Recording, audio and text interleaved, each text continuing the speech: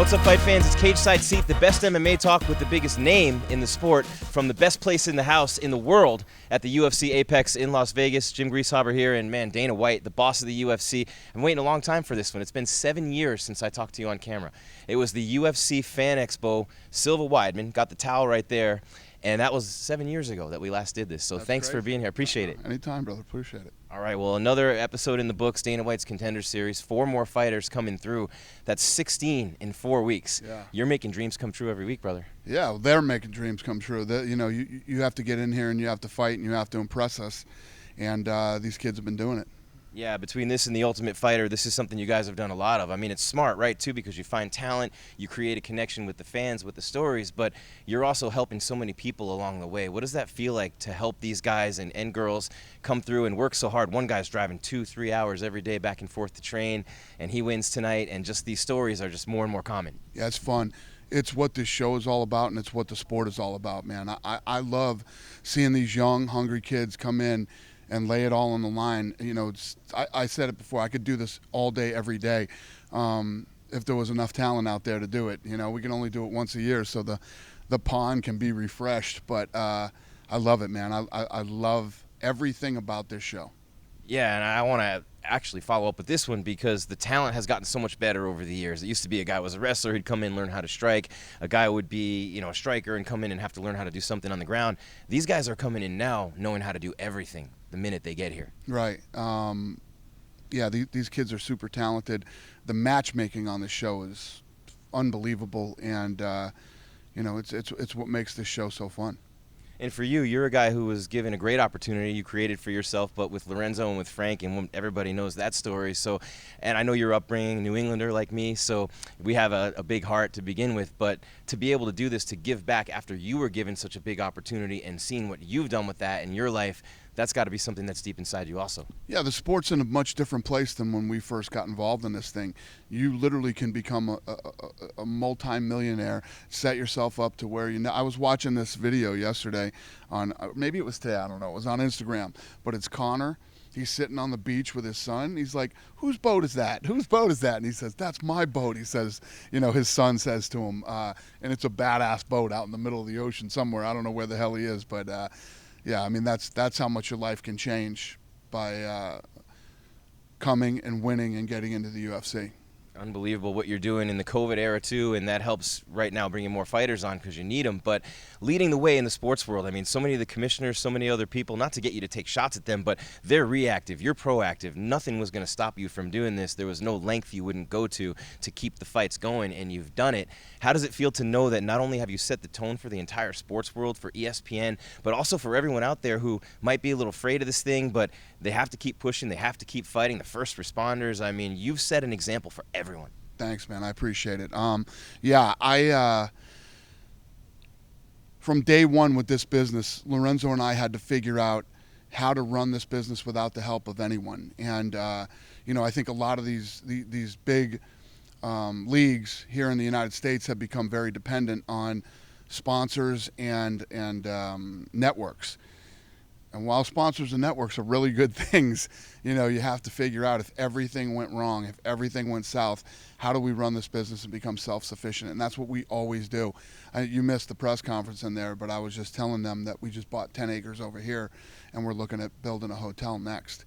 So we'll have our own arena, our own hotel, and right on property, and we can be 100% self-sufficient if anything else goes wrong in this crazy-ass world we're living in right now. Why stop there? Why not a hospital? Yeah.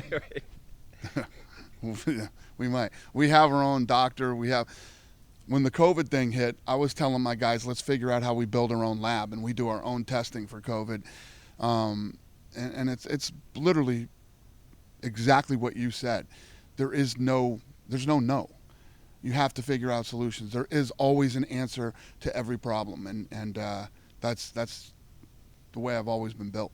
This is a completely unique set of circumstances with COVID. Obviously, nothing could prepare you for this, but the fight that you guys had to get this thing to where it was, and you talked about it with Tony Robbins, one of the best interviews I've seen him do, the things that you had to do to get it to the point to make the money and get that sale and your wildest dreams, biggest sport in the world, which you said from day one, nothing could prepare you for COVID, though. but I know that all those trials and tribulations and the bumps along the way and all the things you had to do to get here, they had to help you somewhat. No, you're absolutely right. Yeah, everything that we went through to build the sport, to build the brand, definitely set us up to be successful in the COVID era, 100%. All right, so I have to a story that Michelle Waterson told me when I was in New Mexico earlier this year, and it's a good story about you, and it's Tony Robbins is involved in the story, so you probably know where I'm going with this, but Michelle's daughter, Araya, was selling Girl Scout cookies, and all the other kids were getting help from their parents and their parents' bosses, so Michelle says, the hell with this, I'm going to call my boss, right? You want to take it from there? I think we still have Girl Scout cookies at the office. How many boxes did I buy?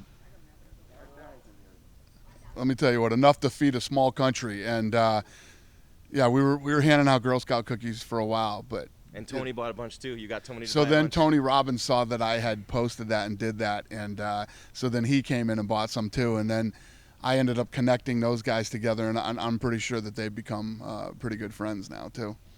What was stronger for you with the UFC, your vision for where it was going to be, the biggest sport in the world, or your drive to get it there? I think you need both, actually. Both are very important. Even now, I mean, if you look at the success that we've had and what we've done, we're still looking at what are we doing 5 years from now. And you know, all the stuff that we work on daily now is about the future, not this Saturday, not next weekend, not Fight Island, you know, not the end of this year. We're looking at stuff that we're going to be doing years from now. What drives you right now to this day? With all the success, everything you've had, what still drives you every single day? I love this sport. I love this business. I love winning. I love when people say we can't do anything. The negativity that I received from the media during the COVID era, and I've said this before, and I'll say it many, many more times, the weakest people on earth cover the baddest sport on earth. And I don't ever listen to critics, media, or anybody else. Their opinions mean nothing to me. I know what I'm doing, I know what I've done, and I know what I'm going to continue to do. So I block all that stuff out and don't listen to any of that. Yeah, you see it first, and then it just comes to fruition, right? It's a strong enough vision in your mind to where nothing will ever stop it. Yeah, listen, my upside is 7 billion. 7 billion people are on this planet, right? And I truly believe that we are all human beings. It doesn't matter what color you are, what country you come from, what language you speak. Fighting's in our DNA. We get it and we like it. And if I put on the right fight in the right place with the right people, everybody wants to watch. And what's different now than 20 years ago is I would have to go out and cut 1 million different television deals. Now with streaming, everybody can watch the same fight at the same time anywhere on earth. So as I continue to go into new markets, build them up, create stars, the day is coming, and that fight's going to happen before I retire, where we pull the biggest number anybody's ever seen for any fight ever, or ever thought was possible. And then maybe you sail off into the sunset. But this year, man, it's been crazy, 2020, and we talked about all the challenges, but you got a big end of the year set up with Izzy and Paulo, even Woodley and Colby before that, and then Khabib and Gaethje, back to Fight Island. So many huge, huge fights and events coming up. Yeah, I'm excited. Obviously, you know, when you have a year that's so bad everywhere, I mean, just such a negative, horrible, bad year, and you turn it around and you end up turning it into a great year. I don't want to get too cocky, and I don't want to talk any shit and not deliver, because we're not there yet. I keep telling my whole, what's the day that we come back? October 25th? On October 25th, I'm going on a fucking Conor McGregor boat somewhere, and I'm fucking disappearing for a few weeks, and I will have successfully murdered this year. And, you know, it'll probably end up being the best year the company's ever had. Even for you, this is unbelievable. Yeah, it's unbelievable. Yeah. And we don't know the half of it. I wouldn't, there's no way that I would stop or back down or you know, I knew that we could do this, and I knew we could do it safely. I have the best team in all of sports. My employees, listen, one guy can have the vision, one guy can lay out what we're going to do and how we're going to do it, but you need a fucking team of people that back you up and are willing to go do it with you. And I knew from day one that my team were those people. These people are as passionate about this as I am and love this sport as much as I do and work as hard as I do at this. And then, I knew the fighters would go. I knew. You have some of these other sports, you got guys going, no, I'm not playing this year. No, I'm not doing this and that. I knew my crew would go. So it was never an issue of would we. It was just how are we going to do it. Well, from one New Englander to another, I have a lot of friends back home who wanted me to tell you everybody back home is happy to see that you made it and what you've done, and you always talk about New England. But last one, and they're telling me to wrap up, and we got to go. But Tom Brady and the Bucs against the Patriots in the Super Bowl, what does Dana White do? Well, I'm a diehard, hardcore Patriots fan till the day I die, but Tom Brady is a good friend of mine. Tom Brady has given all of us a lot to celebrate over the last 20 years. I want to see him do well too. So it's one of those catch-22s, totally conflicted on it. But I'm a Patriots fan till the day I die. But I'm a Brady friend till the day I die too. All right, well, Dana White, boss of the UFC, what a year it's been, all these hurdles and obstacles you've overcome.